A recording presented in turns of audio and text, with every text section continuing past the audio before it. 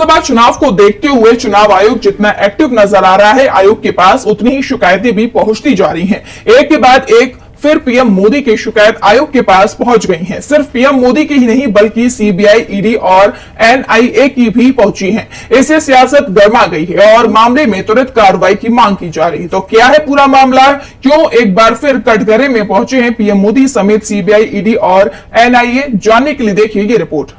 लोकसभा चुनाव के दौरान कांग्रेस ने पीएम मोदी की शिकायत लेकर चुनाव आयोग का दरवाजा खटखटाया है। दरअसल 6 अप्रैल को राजस्थान के अजमेर में एक रैली को संबोधित करते हुए पीएम मोदी ने कांग्रेस के घोषणा पत्र को झूठ का पुलिंदा बताया और कहा कि इसमें मुस्लिम लीग की छाप है।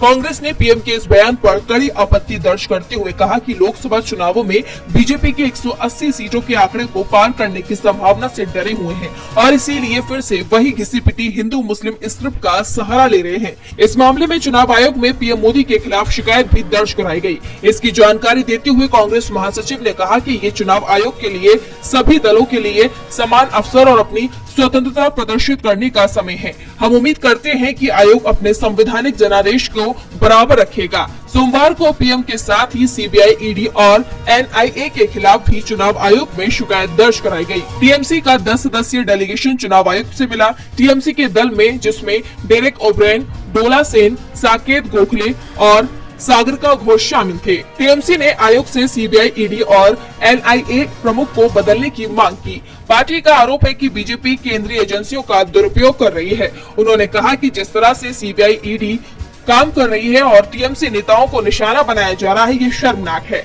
अपनी मांगों को लेकर टीएमसी नेता दिल्ली में चुनाव आयोग के ऑफिस के बाहर 24 घंटे के लिए प्रदर्शन कर रहे हैं। दोनों ही मुद्दे को लेकर अब सबकी निगाहें चुनाव आयोग पर टिकी हुई हैं। ऐसे में अब आयोग क्या कार्रवाई करेगा या नहीं करेगा, ये देखने वाली बात होगी।